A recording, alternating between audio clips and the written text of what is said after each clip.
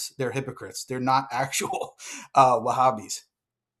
So it's just confusing then, because at the beginning of our conversation, when you spoke of like an immutable will, and then said like lacking change and time is a set of sequence of changes, and Right. therefore the will by extension would be like timeless, is what we said at the beginning. Yeah. It's confusing to go from like the notion of a timeless will that's immutable without change, not But just I by never time, was but just saying that that was my view, though, brother. I never said that was my view. What I was oh, saying to when you you, gave the I was definitions, I just asking you, assumed it was. what's that? Well, you gave those definitions, so that's why I said, okay, well, if that's Yeah, your those are definition, those are. I'm just. I look. My theory of language is that the meaning of a sentence or a word is partially based upon the intention of the speaker, right? So if speak that David period. uses a word, if David uses a word in a particular way, uh, to answer his question, I have to ask him, especially if it's an ambiguous term, I have to ask him what he means by the word, and then I'm going to answer it based upon what he's looking for, right? So that's what I was trying to do with you. As long as when we're talking about the subject, we understand what each other's saying based upon common definitions, that's fine for me. But I was never representing my view as God being strongly immutable or timeless in that way. In fact, I mean, David Wood could attest to that. I was denying that the entire time before you got on. So that's Yeah. certainly not my view. Okay. All right. So it was just confusing for me. That's all. When you defined it that way, I assumed that Yeah, your I was definition you were defining it that giving. way, but I never affirmed it for myself or the so-called Wahhabi view. In fact, I'm Okay. saying it's the exact opposite of the Wahhabi view, and that's why I was so perplexed by the presentation, and especially when you bring up people like Ibn Taymiyyah. In fact, there's actually a pretty good, pretty, because I'm assuming that you don't read Arabic. I'm just No. asking for. Okay, so there's a pretty good book that's related to this on Ibn Taymiyyah. I think it's called Ibn Taymiyyah on Causality, and it's a couple hundred-page book that's translated into English based upon his primary source works. And anyway, all throughout it, you see like Ibn Taymiyyah is actually defending that view, and he's criticizing the view of the Ash'aris and the Maturidis. He considers them to be, he calls them Jahmis, or the Jahmiyyah, which were actually an earlier sect who were considered a deviant sect. And it's kind of a pejorative term. And the whole text is based upon this notion of saying, no, God actually does really act in succession. The entire framework of the Quran and the way that it tells stories is based upon that. For example, it says that Allah created the jinn before he created mankind. Well, did he actually really do that? Did he actually really create the jinn and then have another distinct act of creating Adam and mankind? Well, that's the apparent meaning of the text. That's the way that we read it. So we don't take these, our position is we don't take these outside sort of what I would call pseudo rational principles or claimed philosophical principles that are not based upon scripture and actually are diametrically opposed to the apparent meaning of scripture, and then interpret it based upon that. We don't do that. So that's our position fundamentally when it comes to all of God's attributes and his actions. So you're not going to see anywhere where Ibn Taymiyyah is defending this strong immutability or strong simplicity view or anything like that. It just doesn't exist, and it doesn't exist amongst any um, modern, or if you want to say classical, even though Muhammad ibn Abdul Wahhab is not really a classical scholar, any Mhm. so-called Wahhabis, even though I don't really prefer that term. So it was just shocking to me. I'm being very honest. It was Yeah, shocking to that's me fine. all that because it's just the exact opposite of what we believe. No. So again, as I was going through the different Wahhabi claims, it just seemed confusing when I also saw the claims about the nature of Allah's will. Right. So I understand what Wahhabis are claiming in these general senses, but then other claims they were saying seem to go against these other Can you beliefs, right? It bring up seemed your like they were. PowerPoint presentation, brother? Is Yeah, there a yeah, possibility to do that? Can you bring yeah. it up and show me like a quote I'll that show you you a is part that was kind of confusing for me, and yeah, maybe we sure. can go through it. Yeah. I mean, obviously, I don't have all this stuff memorized, but I'd be happy to look at it later. But I Yeah. specifically want to see who is the scholar and who is the one that's confusing you on this point. You Sure. want me to pull that up, David? Yeah, yeah, go ahead. Yeah, Okay. like it's just these different aspects, right? So I'd have to ask, would you and Mhm. do you think Wahhabi scholars would hold to this idea of like a universal determined will of Allah just to start, so we can figure out if we're on the same Yeah. page or not? Yeah. That's correct. Yes. Okay, Mhm. so you do believe that Allah like has this will of all these events that have to occur, like written and decreed by necessity. Uh, say the last part again. That it's Yeah. what by necessity. So kind of like what it says here. I wonder if my dots there it is. So this relates to everything that Allah wills, His actions, and what He brings into existence, what He loves and what He's not pleased with. It is bound to occur as He has written and decreed, uh, such as the birth of one person, death of another, etc., etc. So like all of this is to say, it's bound to occur. This will, this universal determined will of Allah, must happen. Yeah. So anything that he intends to happen and anything that he wills to happen will take place. It can't fail. Okay, and so like His will, this universal will, just does not change, right? Doesn't change in the sense of his intent and his plan and what he's going to will. Yes, it doesn't change. But in the sense of individual actions that are taken by God himself to accomplish that will, then yeah, there are different actions that he has throughout time. Sure, but they're all like still part of this over-encompassing universal will that is bound to occur. Like He has to do Yeah, but these when you say things that are in His universal will. will, it's more in the idea of what he's determined or what his plan is or what his intent is. But there's not like an eternal act. Okay, so this will isn't the same as like what it would have been prior to creation or something. Um, Hold on a second. Go ahead. What were you saying? Oh yeah, that's fine. So I asked this will that Allah has. So you're saying that it's not eternal, right? So this isn't the same will that He had like prior to creation. No, no, no. I'm not saying that. I'm saying Oh, I'm sorry. his intent, his plan, his divine decree, his will in the sense of his plan and his divine decree is eternal, right? But the actual actions that he takes in time to accomplish that divine decree or plan, those all unfold in time, and he really does different things at different times. Okay, all in accordance with this like eternal will. It's all in accordance with like this Yeah, eternal it's like intent. think about it in a simple way, right? Like I could have a plan to go to the store, but then I actually get up and go in my car and drive to the store, right? So you can have a Yeah. plan in a sort of or general sense, and then you take actions to actually accomplish that plan. Okay, so in that case, then, right? Because it's just wanted to make sure all the wording is clear and all that. So He does have like this eternal plan. So the will is just Allah's planning. That's all the attribute of will is. It's not like causally relevance. It doesn't cause anything to happen. It's not related to His power or making stuff happen. It's just kind of like an attribute of having a plan. Okay, if you read here, right, so it says, what is meant by the will of Allah Mhm. that is all encompassing over all events and occurrences that takes place. This relates to everything that Allah wills, his actions, and what he brings into existence. This includes what he loves and what he is not pleased with, such as disbelief or disobedience. Um, and then what says, however, well, okay, and whatever he wills is according to his perfect wisdom, his complete knowledge of the consequences, and his absolute awareness and ability of over all things. So the irada, basically the will, right, can include that which Allah loves and is pleased with, or that which he does not love and is not pleased with. However, it is bound to occur as he has written and decreed, such as the birth of one person and the death of another, the sickness of one and the health of another, the iman, meaning the belief, and the kufr or disbelief of another, and so on.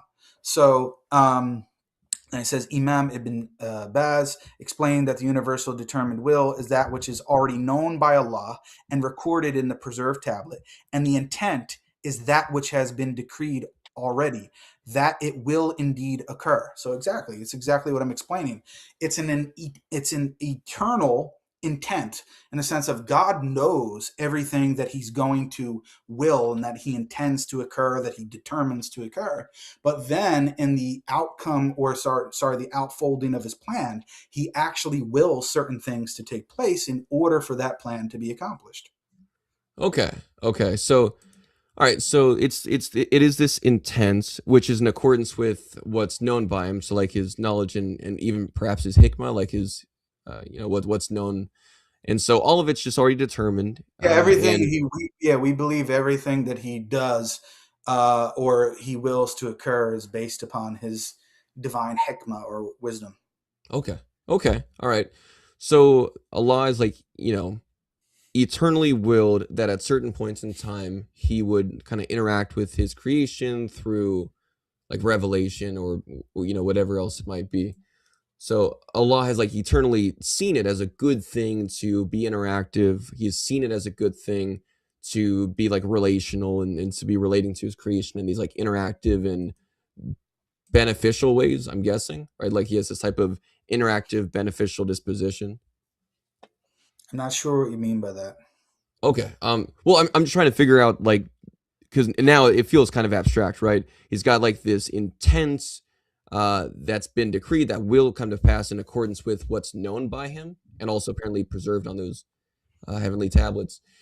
And so if it's all just determined and it's from this, as you said, like an eternal will, this eternal intent about things he's going to do, then does that mean like all the parts he intends to do where he interacts, right? Kind of like your plan to go to the store, you got to drive a car and walk and all that.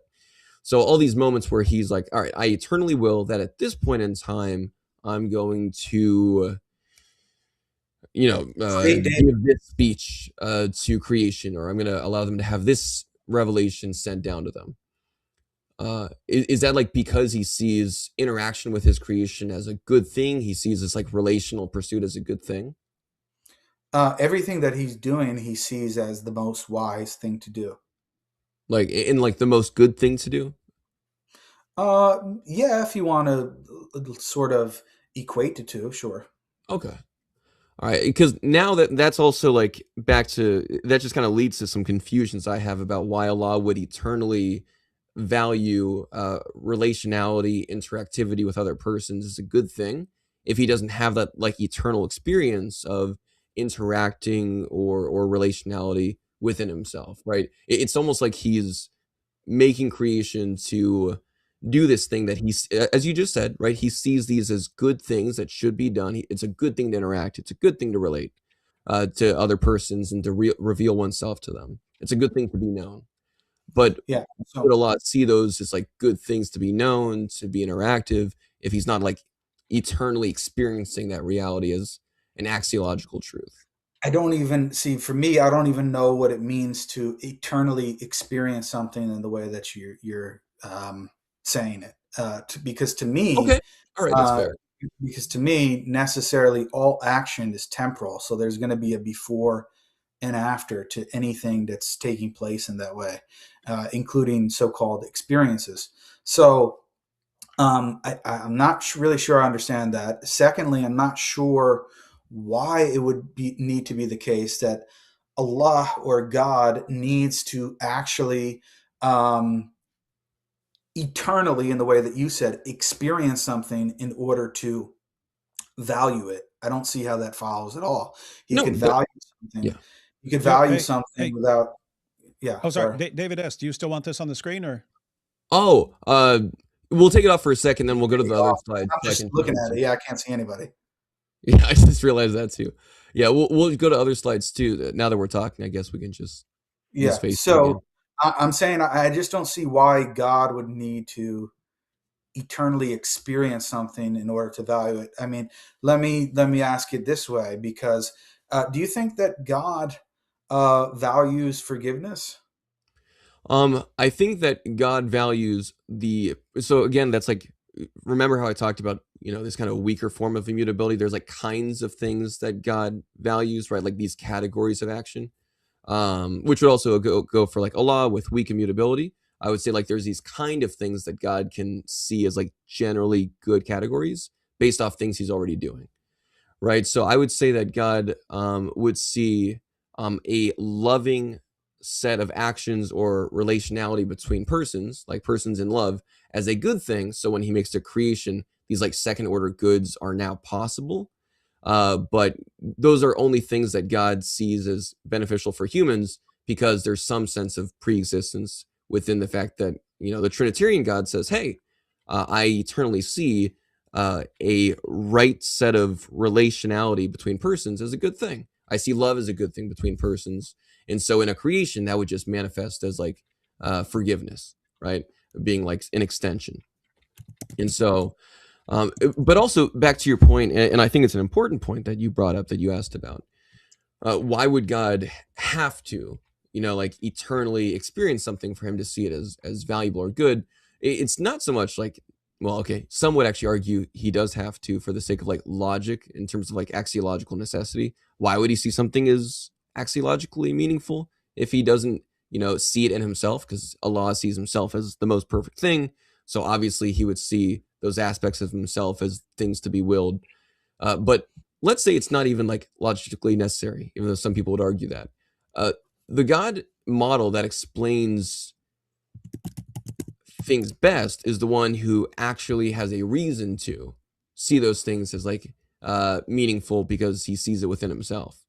So I would just say that it's strangely mysterious for Allah to eternally will or eternally desire, to interact with other persons and to be related to other persons and to reveal himself, make himself known to other persons if there's no other persons with which he's had that experience prior to creation.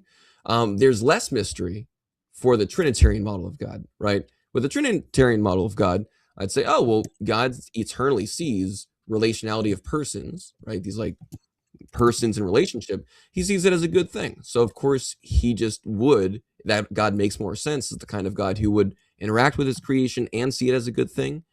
And so my model of God would explain things with less mystery, while it would seem like Allah, who, as you said, thinks it's a good thing to interact, explains that with more mystery, less explanation. Yeah, see, I struggle to understand that. In fact, there's a discussion about this. I think Peter Van Inwagen, who's a Christian philosopher, he actually says that it's more mysterious why a Trinitarian God would create, considering the fact that he already supposedly has that perfect relationality eternally. It seems that he actually has less reason to create than a Unitarian God. So I think it's kind of subjective about how you look at these things.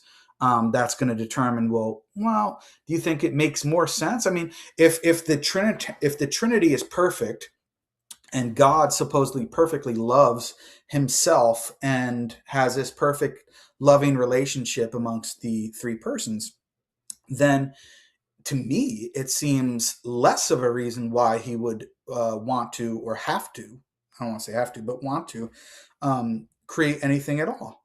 It seems to me more mysterious why God would actually want to create, given the fact that he already has this perfect loving relationship. He's not, quote unquote, sort of in need or lacking in any of that.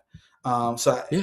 I can actually use your argument in the reverse and say, well, no, it actually seems to me more reasonable that Allah would want to create because he would want to have that relationship with things in creation. So he would be like kind So of dependent on his creation for him to like feel that's this. see that's how you would want to word it. I wouldn't word it that Well, way. Because in the here, same way, maybe I can say it in a less would be the same aggressive way. issue with I don't God mean to. forgiving. I'm sorry. I don't mean to say it in like an aggressive way. I'll say it differently. If it's true, right? Like you just said, it makes more sense for Allah to do this so that he can experience or so that he can have these relationships, Saying you right? could argue it in that way. I could see it Yeah, from that I'm point of on view. stream. Yeah. So it's just since you worded that way, I'm like, well, okay, yeah, right. But then that would seem to make a type of like dependence on creation, right? Like Allah has this type of perfection that he's lacking. For Yeah. the Trinitarian side of things, it actually makes sense, right? So, for instance, let's say I just as you use the car example, going to the store. Let's say that I see, I'm in a family, and so I was raised in a family, right? So as a result, of course, this isn't a one-for-one analogy, but just stick with me. Since I was raised in a family, I just see family and large amounts of interaction as just a good thing. And so when I'm thinking about what kind of family I would want in the future, I would actually, because of my experiences, be drawn towards, especially if it's a healthy family, it's a wonderful, healthy family, then I Yes. would be What if drawn it's a towards. perfect family? What's if a perfect Say it again. family? What if it's a perfect family? Would you want to have another child? Well, I mean, yeah, because I'm saying when I say family, I'm sorry, I should qualify this. I had a image in my mind. I'm saying like a mom and a dad and brothers, right? When I say a family, like when I'm being raised. So if I'm a kid raised in a family, right, like this very loving, perfect, healthy family, uh, and I see family as a good thing, I see it as great to be in relationship with people, then when I grow up, I would actually be far more likely to actually want to, have the same thing that I experienced, right? And to even let other people experience that same kind of relationship with me, my children. And so that's the example I'm giving there, right? So I would say that it's strange to say that Allah is like kind of he makes a creation so that he can experience interaction, so that he can experience I all think that's this. what's happening. I don't think it's happening. What I'm saying to you is, I think you are privileging certain attributes of God over and against other ones, and I see that it's being done in an inconsistent fashion. For example, I brought up the issue of mercy and forgiveness earlier. Within the Trinity itself, do you believe that God is eternally forgiving or merciful? No, I think God is eternally loving, and then forgiveness and mercy are these like manifestations of that in creation. But I would say that he's eternally loving, and that's like the attribute that sources those other attributes in creation. But he doesn't give acts of mercy or forgiveness eternally. No, he's like eternally loving, right? And so in Right. creation, the manifestation of love would be mercy or forgiveness in accordance with his act of justice, right? Giving to one their due. And do you think the Father loves himself? Yeah, I think the Father loves the Son, the Father and the Son love the Holy Spirit loves the Father and the Son. I think there's kind of this perichoresis, eternal dance of love But of they in do the they person. love themselves too? I would assume that they would love their personal existence. Sure, I guess I've never really heard theologians take much time, but yeah, I would say that the persons of God probably value and love themselves. Okay. So um, it, I think it all comes down to the assumption is that the possession of an attribute, in order to possess an attribute, you necessarily must express the attribute, right? So it seems to me that you're saying that God cannot be uh, possess the attribute or possess the disposition to be relational or to want to be relational unless he necessarily Oh expresses this no, aspect of no. relationality.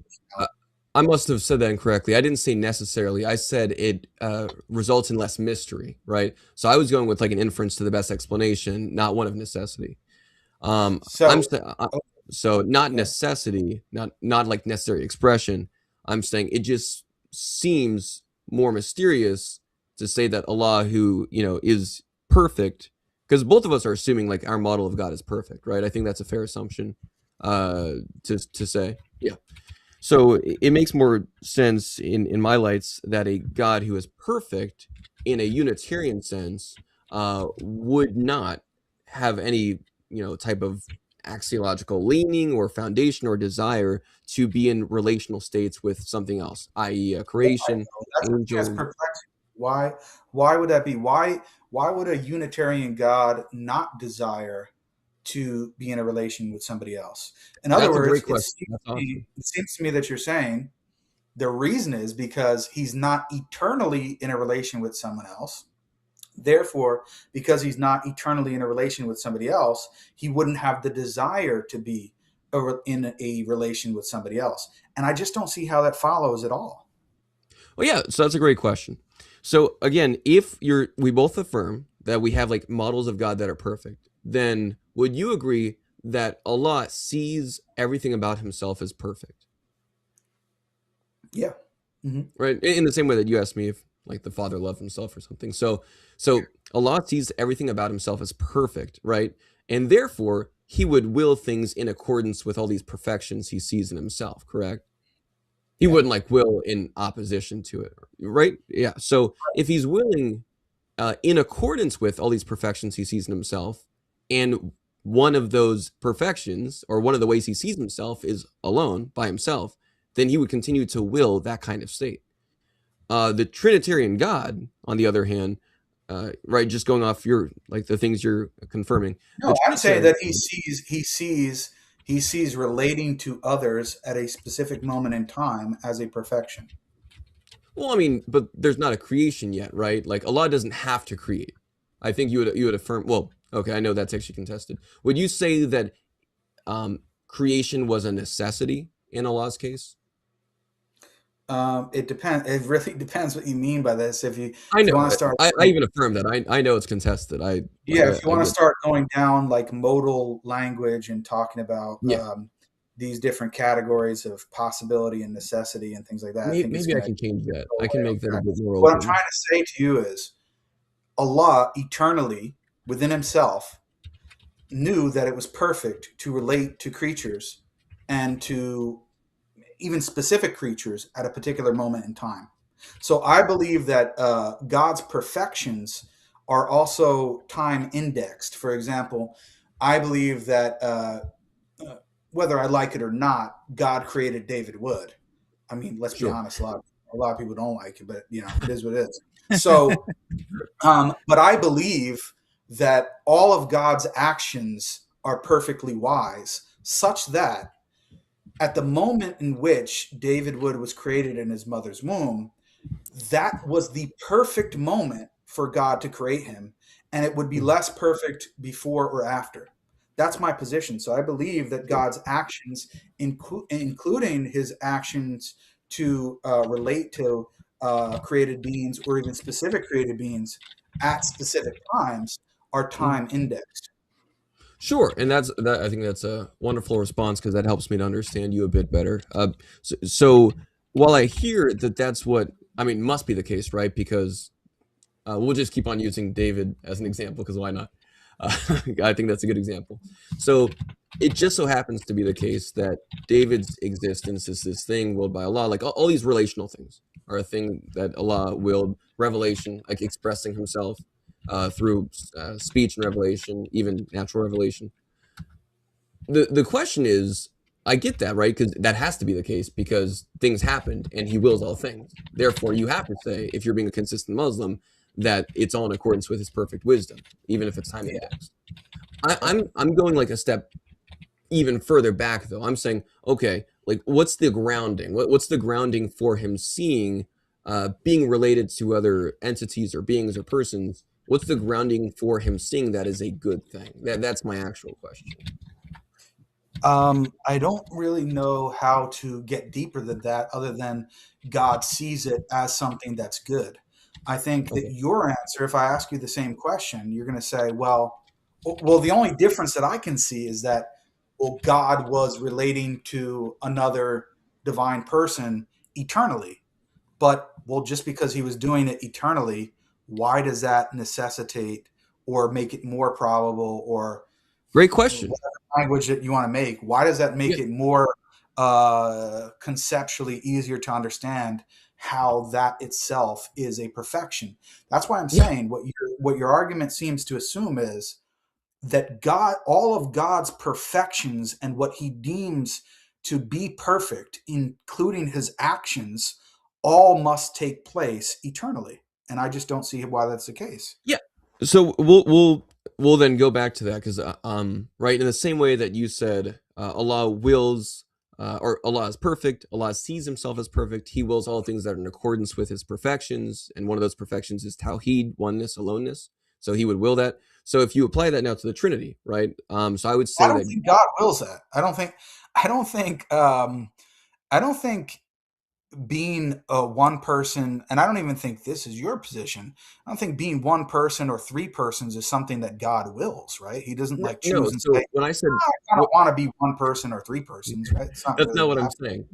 I said things that are like in accordance with those set of perfections that he sees, right? So like relationality. So when I'm going to the Trinity, right, Just just to because like, he's eternally alone, let's say, just just because give he's me a eternally chance here, alone. Okay, go ahead. because in the same way that you explain like the time index and how he looks to the future to see the kind of perfections that he sees as good and desirable and all that. Um, I'm saying that the God of Christianity, the triune God, sees relationality, being related to other, entities, being in this type of set of relationships would be a better grounding for then saying, okay, why would God? Because both of us are saying that God wills or sees it as a good thing to have these future relationships, right? He sees relationships as a good thing in the future. Yeah. So all I ask for is the grounding for that, right? Yeah, what's the And grounding in the Trinitarian God? That's what I'm yeah, trying to say. the grounding would be that God eternally experiences and eternally, or at least in an That's, everlasting sense, sees. Well, no, but that's the difference, right? Is that yeah, but I'm that's saying exactly that what I'm there's a saying. grounding. That's exactly what I'm saying. I already anticipated that. The only difference in the two models is you're saying God in the Trinitarian sense is eternally experiencing fellowship or relationship or however way you want to Right. phrase it. And And sees it because as perfect. what's that? And as a result, sees it as perfect, right? Yeah, yeah, So yeah. So here's what I'm saying. As a result of experiencing that eternally, he sees it as perfect. And then, in virtue of that, he wants to have a relationship with creatures. So, what I'm saying is the key assumption in the argument is that in order for God to see something as perfect, he must be experiencing it eternally. If he doesn't experience it eternally, then there's not a good ground for him to see something in the future as a perfection or as something that is perfect. And I just don't see how that follows. It doesn't, yeah. there's no inference between the two. It's just a Well, no. claim. So again, like I was saying, right? If he sees this as a good state of being, then I actually have some grounding. The one that you said, he doesn't have a grounding other than the future. So Allah's desire or will for these things that he sees as good, like relationship with creatures, his grounding for that is his wisdom of creatures in the future, which means that Allah wills to have relationship with creatures in the future because he wills for creatures to exist in the future for him to have a relationship with, right? No, no, he Um, will. He has that intent eternally because he sees it as a good in and of itself at a particular moment in time. yeah, exactly. In that particular moment of time is the future, right? So Yeah. that's Why exactly is what I that just said. problematic? You're not Well, really no, explaining. so you described it as if I said it differently than you did, but you said the exact same thing I just described, right? That's exactly what I said. Allah is dependent on the future existence of creatures to explain why he, views relationship with creatures No, eternally as a good no, thing. no. Well, Doesn't follow. you just said, Him, okay. him, him. It taking place at a future moment in time is precisely because he eternally views it as a good. He views it as a good, and in virtue of him viewing it as a good, he wills it to take place. So He doesn't he will it to wills take it. place. That sounds He like doesn't will it. like kind of a He circle doesn't. though, right? What's that? I mean, doesn't that sound like a circle? He wills it to take place, and because he sees it as a good thing, and he sees it as a good thing in virtue of that, he wills it to take place. That sounds like a No. circle. It's like in the case of we can do the same thing with the Trinity. Well, why is the Father eternally have a, let's say, a positive relationship with the Son? Mhm. Why is he eternally willing to have that relationship with the Son? Yeah, because they share the same divine nature, right? And God always has, a perfect experience with His own divine nature. So I No, actually do have an why? answer for that, but you still haven't answered my question. Like, I No, you understand. haven't, my brother. You're not understanding my point. Your Okay. entire objection is prefaced on the claim that in order for something to be perfect, even at some point in the future, it must be premised upon an experience of that thing eternally. And I'm For an saying all-knowing there's, being. there's just no argument for that. It's just a No, claim. again, in the same way that I asked you, does Allah see all of those attributes or all those aspects of himself as perfect? And does he will things in accordance with those attributes? You said yes. I'm saying the God of Christianity also sees all these aspects, attributes, and states of himself as perfect, and therefore wills in accordance with those states. We both are in agreement on that because we both already said that. The difference Yeah, but is, the only difference is you're saying the God of Christianity experiences that eternally, and the God of Islam does not. That's the only difference. exactly. And so that exact fact, that brute fact of experience, is the grounding for why it makes sense for the And Christian that's God. why I'm challenging that. Yes, Why but you does haven't God, actually why does God explained need to experience that eternally in order for it to be a grounding of why he's going to do something in the future? There's because plenty now of he has a reason. there's plenty of things that God does in the future that is not based upon some prior experience that he has. But it would actually be able to explain the fact of creation because it gives God a reason, right? Like Well, your it gives the less of reason God. you've It given gives less me. of a reason. It gives less of a reason because God is already in this perfect loving relationship. That's why Peter Van Enwagen says it's actually more mysterious why there is a creation on the Trinitarian view, because he's already in a perfect loving relationship. So there's less of a reason, there's less of a um, justification for why he would want to create these creatures. Well, He's hey, already in this David perfect S. loving relationship. Oh yeah, Yeah, yeah. One quick question, Jake. Do you know? And if you don't, you can always let me know later if you don't recall. But do you recall where Peter Van Enwagen said that? Because it doesn't sound like something Peter Van Enwagen would say to me. I would have to. I mean, I don't have it right in front of me. I'd have to bring it up. Okay, I'd yeah, have yeah. to If look. you can just send that to me when you Yeah, can, sure. I'd be interested in checking that out. All right, Yeah, yeah. sure. sorry about that. And I would just disagree with Peter because I've seen other I know people. I'm not using him as a hujjah. I'm not using him. Sorry, I'm not using him as a proof. Right. Sure, I'm just trying to say that there's a level of subjectivity here in the sort of reasoning that's going on. For example, I could say, I mean, David probably could resonate with this as a psychopath. Um, you know, do you think that there's a perfect state of being in which you're by yourself? Do you ever prefer to be by yourself? oh me. Yeah, or David? I wouldn't say that's like a perfect state of being, just because eventually I get You ever bored. Right? prefer to be by yourself, though? Yeah, every now and then. Okay, so there could be a state of being in which you prefer to be by yourself. Well, the difference I wouldn't call it is perfect, but yeah, in the Trinitarian conception, that's impossible because the Father is always with the Son and vice versa. So they never have an opportunity to be alone. oh So well, I could here. say, well, that's actually a negative because in the case of Allah, he experiences, quote unquote, experiences being alone, and then he also experiences being related to other beings. But in the No, that's case of the great. Trinity, he only experiences relation. He never experiences being alone.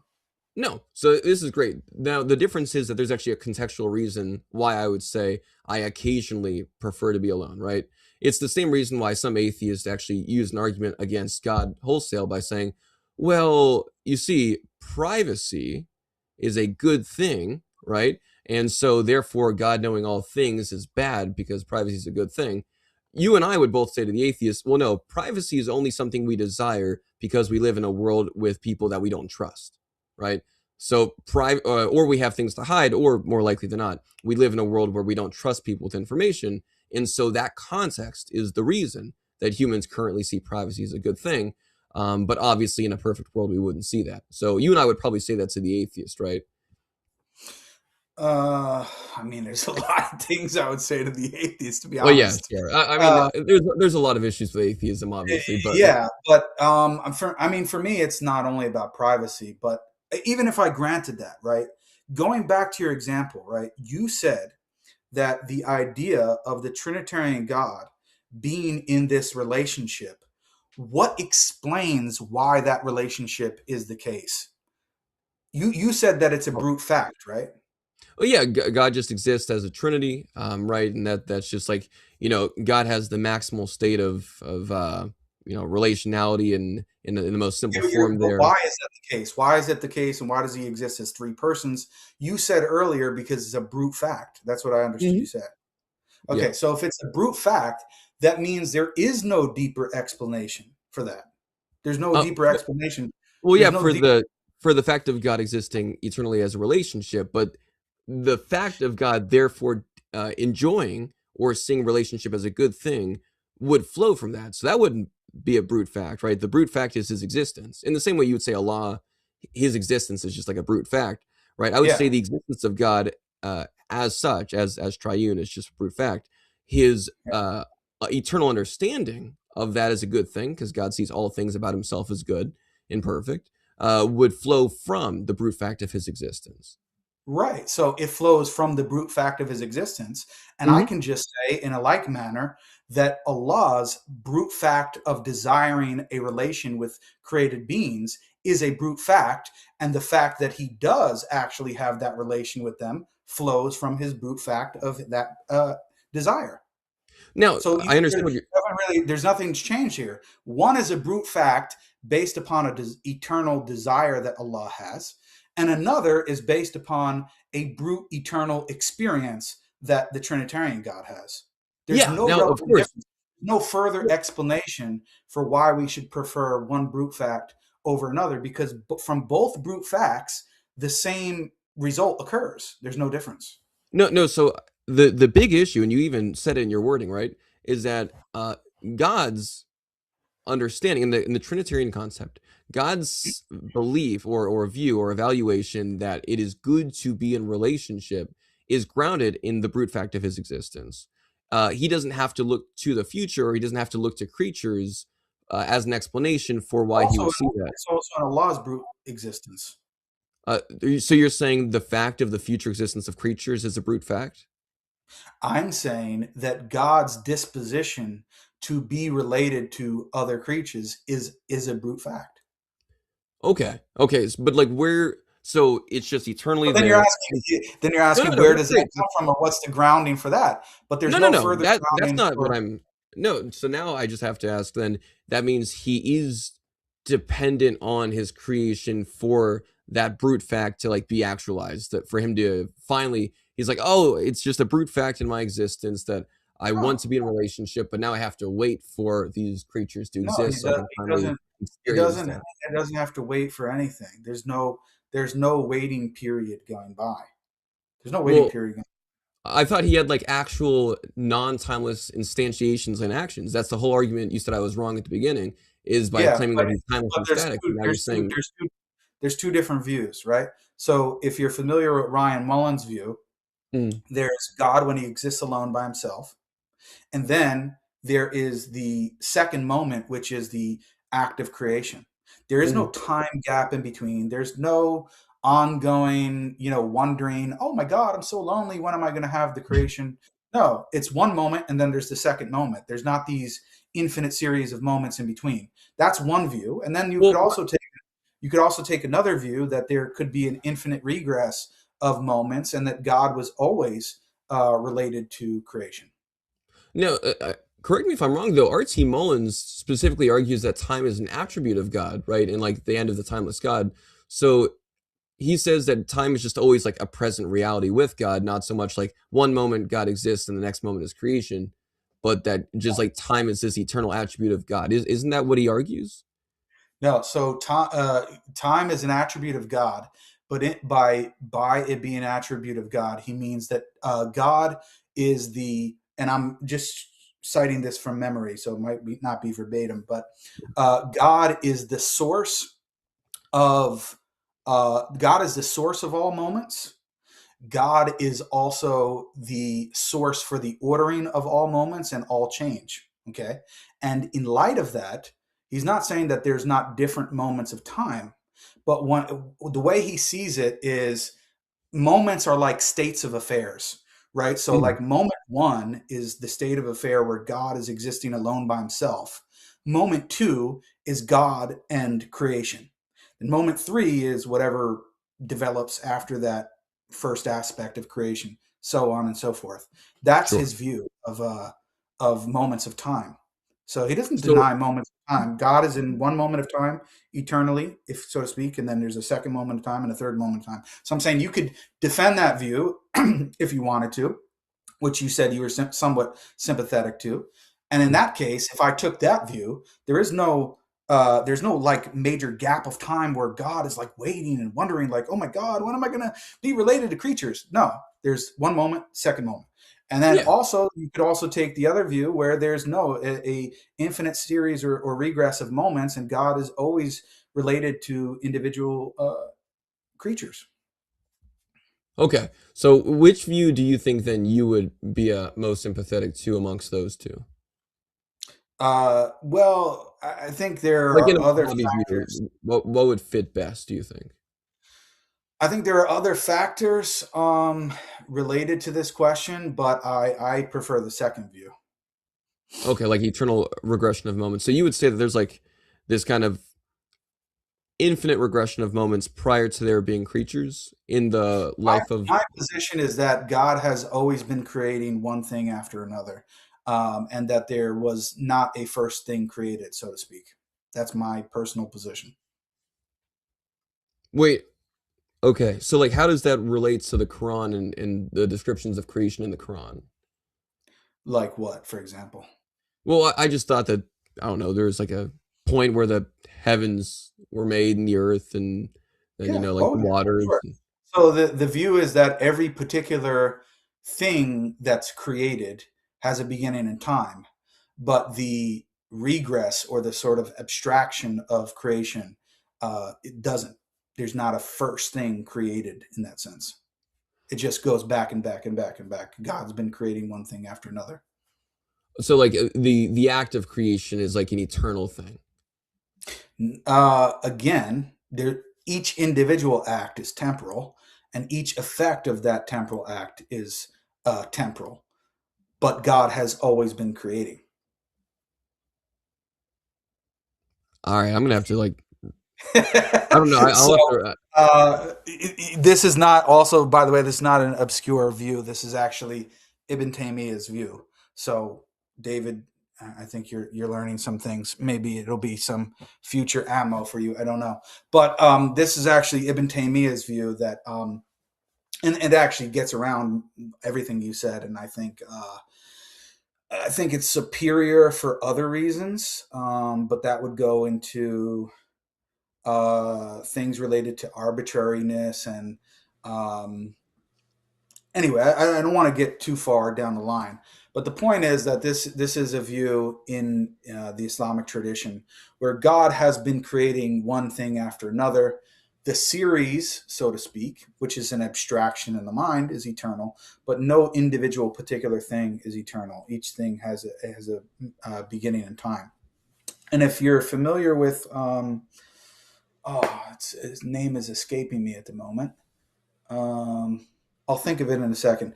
But there's a Christian philosopher. Oh my God, I don't know how I'm not remembering his name. There's a Christian philosopher who wrote on this topic about infinite regresses, Mhm. and he actually mentions that there are some regresses which are so-called vicious or problematic, and there are others that are not. Um, Now, he doesn't hold the particular view that I mentioned, but he doesn't think that the typical arguments that are used against infinite regresses are successful against the model that I mentioned. Okay. So at least in like Allah's perspective, there has always been something with him. Since in like the abstraction of Allah's mind, there's always been a thing he's been creating. Like there's never been a point where he hasn't been creating something. So even if things are made in time from Allah's perspective, there's always been something with him that he's created. Um, I'm just trying to find this book really quickly. Can you say that again? Sorry. Yeah, yeah. So just trying to understand this view because I actually like have the the book, but I'm not home. I'm in the U.S. right now. I'm that's actually fine. traveling back to Morocco, so I don't have my library with me. That's But okay. yeah. So go ahead. What was the question? Yeah. So just to understand this view about all these things being made in time, but Allah has always been making. He's always been creating a thing. So has there, like from Allah's perspective, has he ever been without some sort of created thing? In that sense, no, there wouldn't be. Okay, so like there's always been something with him in Allah's perspective. In the sense of, for example, if you think of, I mean, the easiest way to think about it is, let's take this moment of time of the heavens and earth and creation. Sure. And then prior to that, let's say he was creating that state of affair prior to that, and back and back and back. And you can kind of zoom in on individual things. Now, God can, for example, he can create something and then completely destroy whatever exists at the time and then create something else in its place. So that's not a problem. But in terms of him creating one thing after another, yeah, this view would say that he was always doing that. And so there's always been like, yeah, he could destroy something right after creating it, but that isn't necessarily the case, right? Like there's always been something actually with him because he's always been creating something. There's never been one particular thing that was with him, though. Well, yeah, okay. So how do we know that though? Like, how do we know with necessity that Allah destroys each thing after he creates each thing? Well, it depends what you mean. I'm representing the theological view, right? I'm Mhm. explaining a theological position. I'm not just basing this purely off of reason or anything like that. The claim is that God creates God creates things through other things. So he can create one thing and then through that destroy that prior creation and create something else out of it. And the thing that exists afterwards is totally different than the prior thing that he created from. And there's nothing that's sharing anything similar in between. Okay. So,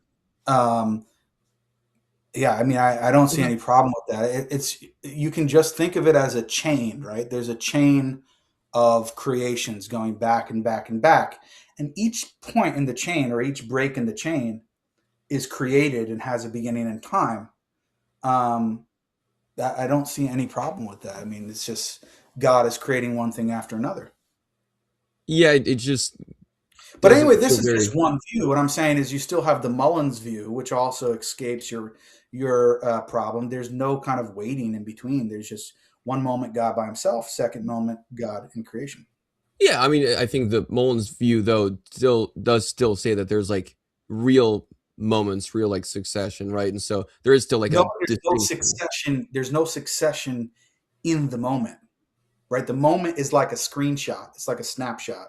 There's Mhm. no succession in between the first moment and the second moment, because if there were, then that second moment would have to be prior. You're just going from one moment to the next moment. There's no time gap or succession of moments in between the two moments. So Okay, there's no I'd have waiting, to.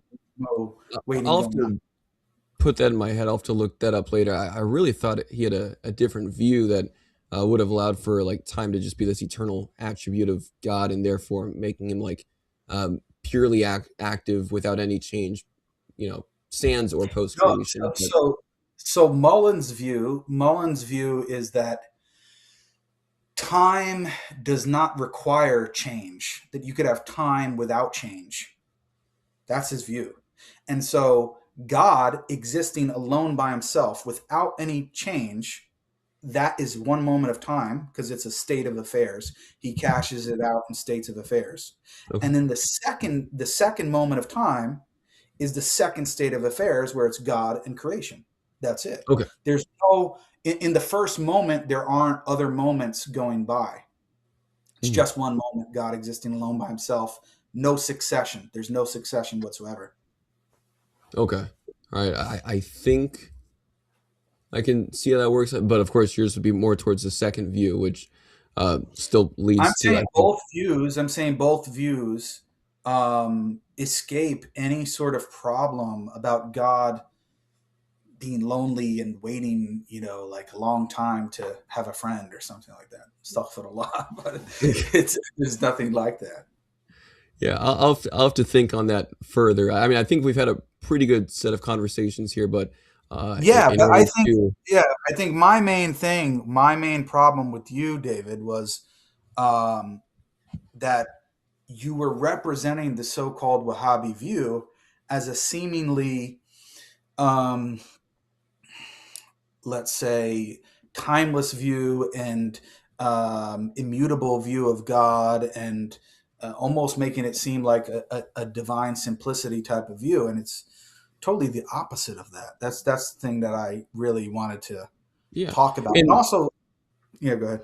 yeah, and I can understand that. I tried to avoid holding to some sort of divine simplicity in the critique, really just saying that it seems as though if this is a will that must occur, right? This universal will, as we showed in the slide, and that's like something that you agree about, that Wahhabis agree about, then that means that his will, since it must occur, is like an immutable will. And as you said, while we talked about that, it's an eternal will, which means it's an eternal immutable will.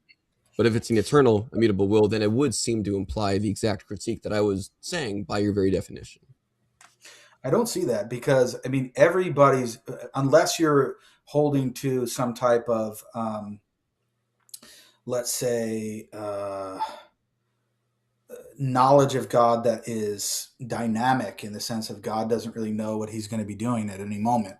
Everybody agrees that God's knowledge and his will in terms of what he's planning to do is eternal, right? That's just a standard view of God. So I don't see how that's problematic. Well, it was just like you said it's wrong for me to say that there's like this immutable view of Allah or his will, but then you also affirm that there's like this eternal immutable will of Allah, which is the I very wouldn't thing that use you that said. word at all. I wouldn't use this word of immutable in the sense of Do you because think when his you will say changes? immutable, to me it means there's no quote unquote change, there's no succession, nothing. There's no kind of um, outworking of the will. I don't believe in that. I believe that God has an eternal plan, and then at moments in time, he is actually carrying out that plan. I mean, to me, it's just pretty straightforward. Yeah, just again, if it's like eternal and cannot be other than what it is, then that would imply the very thing that I was like critiquing, right? What do you mean by eternal and other than what it is? It's eternal in the sense that God knows what he's going to do, and then he does it.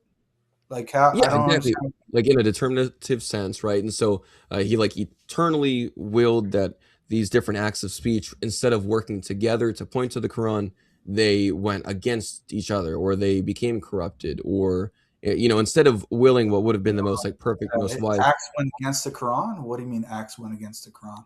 Well, he eternally wills that the Torah and the Injil would be corrupted, such that they can't actually be appealed to point to the truth and veracity of the Quran, right? But Well, now this, this is going to something totally well, different. I well, mean, that's that's what like all this was in the original presentation. It was all building towards the Islamic dilemma, like as such.